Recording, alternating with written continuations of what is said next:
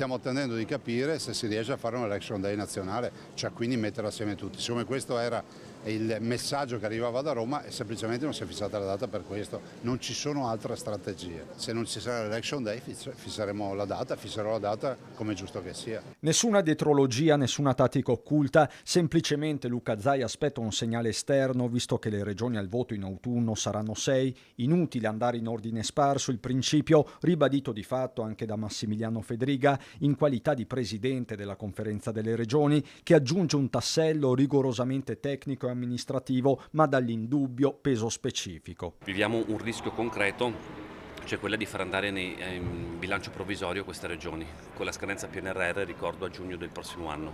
Quindi bisogna trovare una soluzione, o sia quella di rinviare di qualche mese le elezioni, o sia quello di fare una norma ad hoc per non andare in bilancio provvisorio. Qualsiasi essa sia, però dobbiamo tutelare, perché oltretutto rischiamo con questa tornata elettorale di consegnare ogni 5 anni a 5 regioni di andare in bilancio provvisorio. C'è poi la sostanza politica, con il tavolo nazionale del centrodestra chiamato a riunirsi nella prima parte della settimana, ordine del giorno proprio le regionali. Per il Veneto Meloni, Tajani, Salvini dovranno iniziare soprattutto a sciogliere il nodo del candidato presidente, soppesando un altro fattore dirimente, ovvero la presenza di una lista Zaia che lo stesso Zaia sembra dare per scontata. Ovvio che immagino che il tavolo nazionale anche questo sarà un argomento di discussione, visto e considerato che l'eventuale lista Zaia è una lista che è rispettosa nei confronti anche di tutti coloro che non votano Lega, che non votano centrodestra, ma che comunque si sentirebbero,